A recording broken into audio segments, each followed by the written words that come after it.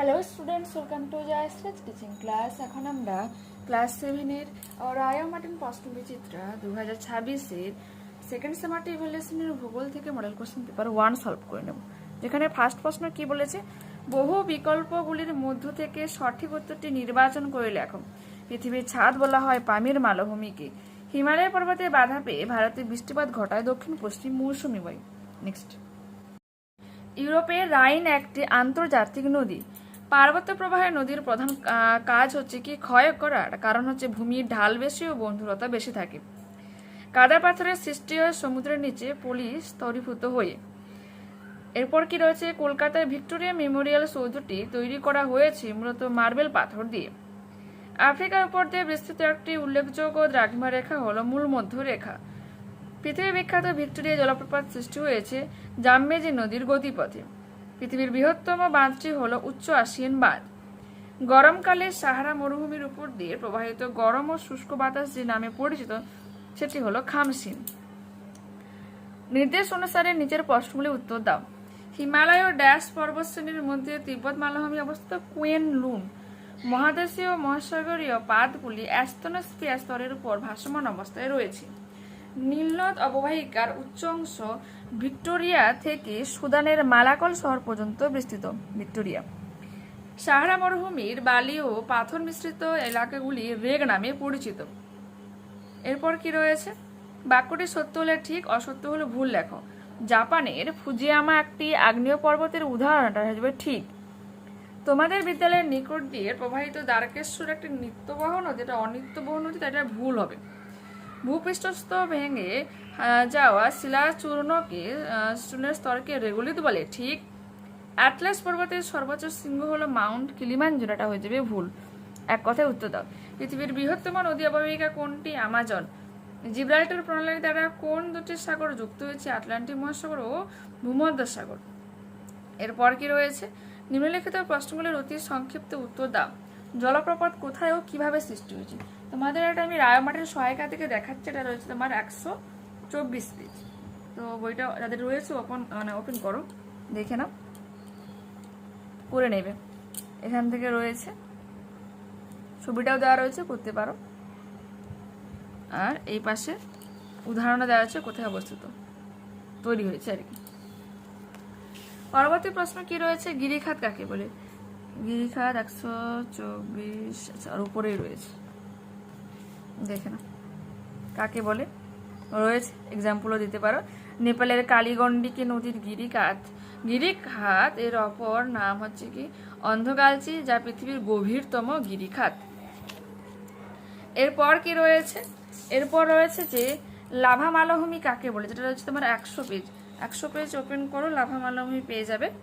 এই যে রয়েছে বৈশিষ্ট্য উদাহরণ সব পেয়ে যাবে এখানে, দেখে নাও, সংজ্ঞাটাও দেওয়া রয়েছে, সৃষ্টির কারণও দেওয়া রয়েছে সব, প্লাস ছবিটাও তোমরা, এই যে ছবিটা রয়েছে এটা তোমরা আঁকতে পারো। এরপর কি রয়েছে, সমভূমি অঞ্চলগুলি পৃথিবীর অন্যতম জনবহুল কেন? এটা রয়েছে তোমার 106 পেজ ওপেন করো। এখানে পয়েন্ট আকারে লিখবে যে সমতল ভূমি, তারপরে হচ্ছে উর্বর মৃত্তিকা, অনুকূল প্রাকৃতিক পরিবেশ রয়েছে, শিল্পের অবস্থান, আর এই পাশে তোমার এখানে রয়েছে উন্নত যোগাযোগ ও পরিবহন ব্যবস্থা রয়েছে, প্রশাসনিক সুবিধা, অন্যান্য সুযোগ সুবিধা। তোমরা এই পয়েন্টগুলোকে অবশ্যই উল্লেখ করো, উল্লেখ করে তারপরে কিন্তু বিস্তারিতভাবে লিখবে, দেখে নাও। পরবর্তী প্রশ্ন কি রয়েছে, আফ্রিকার সাভানা তৃণভূমি সম্পর্কে সংক্ষেপে লেখো। যেটা তোমার 285 পেজে রয়েছে, 285 পেজ, তাহলে ওপেন করো, দেখাই। আচ্ছা, এই যে সাভানা তৃণভূমি, এই যে যেগুলো বিষয় রয়েছে না, বিষয়গুলো উল্লেখ করা দরকার নেই, এটাকে তুমি 1, 2, 3, 4 করে পয়েন্ট আকারে লিখে দিবে। মানে তারা সংজ্ঞা, অবস্থান কোথায় রয়েছে, তারা তৃণভূমি কি কি রয়েছে, বৃক্ষ, তারপরে জলবায়ু, এগুলো লিখে দিবে, যেহেতু এটা তোমার 2 মার্কস, বেশি বিস্তারিত লেখারও দরকার নেই। আফ্রিকার দ্বিতীয় দীর্ঘতম নদী কোনটি? কঙ্গো। এর জলপ্রবাহের পরিমাণ যথেষ্ট বেশি কেন? তো এর জন্য তোমাকে টেক্সট বুক খুলতে হবে, 106 পেজ, দেখো যে রয়েছে আফ্রিকার দ্বিতীয় দীর্ঘতম নদী, আফ্রিকার দ্বিতীয় দীর্ঘতম নদী হচ্ছে কঙ্গো। এর প্রবাহের দিক হচ্ছে পশ্চিম দিক। দৈর্ঘ্যে নীল নদীর চেয়ে কম হলে জলপ্রবাহ যথেষ্ট বেশি, কারণ কি আফ্রিকার সবচেয়ে বৃষ্টিবহুল এলাকা থেকে কঙ্গোর সৃষ্টি হয়েছে। বুঝতে পেরেছো তো? সব থেকে বৃষ্টিবহুল যে এরিয়া সেখানে থেকে কঙ্গোর যেতে সৃষ্টি হয়েছে। প্রতিদিন প্রচুর জল কঙ্গোর মধ্যে দিয়ে আটলান্টিক মহাসাগরে পড়ছে। মেন কারণ হচ্ছে এটাই, কারণ এর উৎসটাই হচ্ছে বৃষ্টিবহুল অঞ্চল থেকে। পরবর্তী প্রশ্ন কি রয়েছে, সাহারা মরুভূমির জলবায়ু সম্পর্কে লেখা, যা তোমার 303 পেজে রয়েছে। দেখো,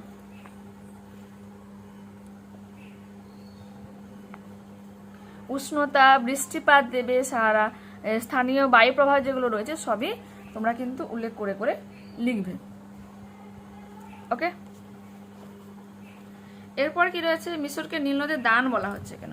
295 পেজে রয়েছে এটা, মিশরকে নীল নদের দান কেন বলা হচ্ছে দেখে নাও।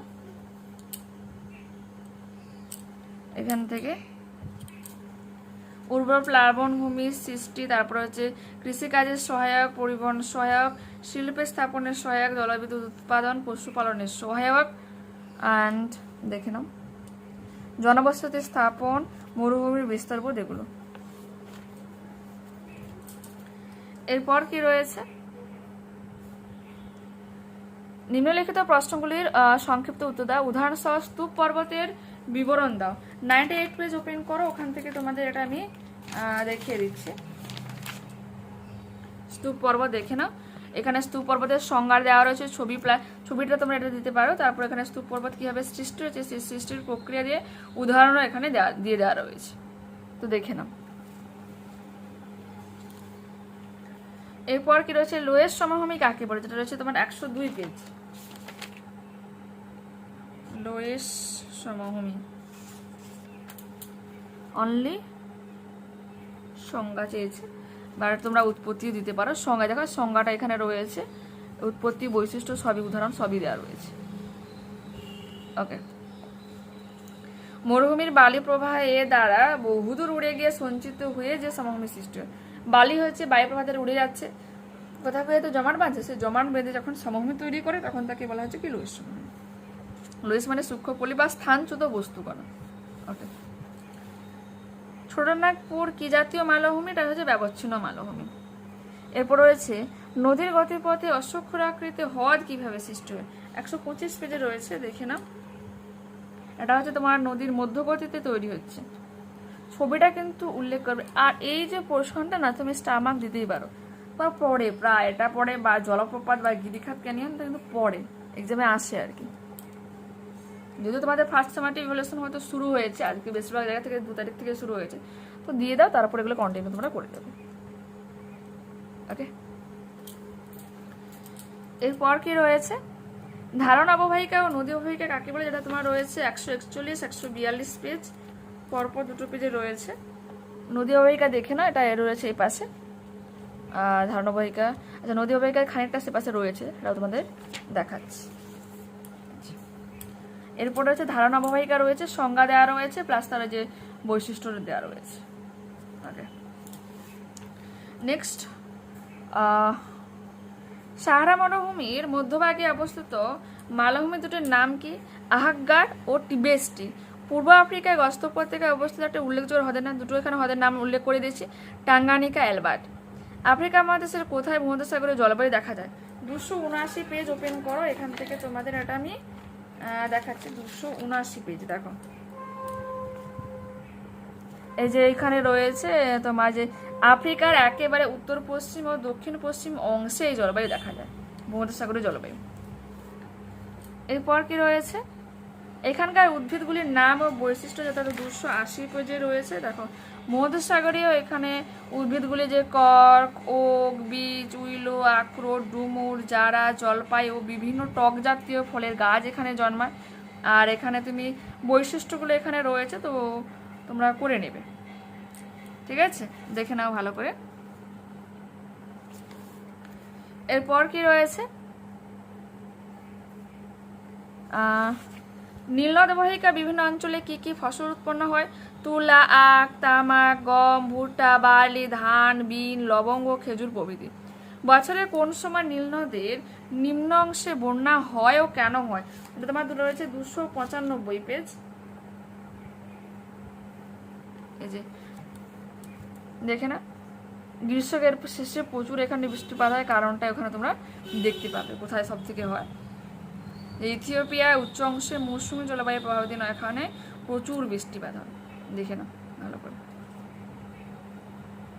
কারণটা ওখানে দেখতে পাবে। দেখো এত প্রশ্ন না, হয়তো আমি কিছু বাই চান্স যদি স্কিপ করে যাই তার জন্য কিন্তু সরি।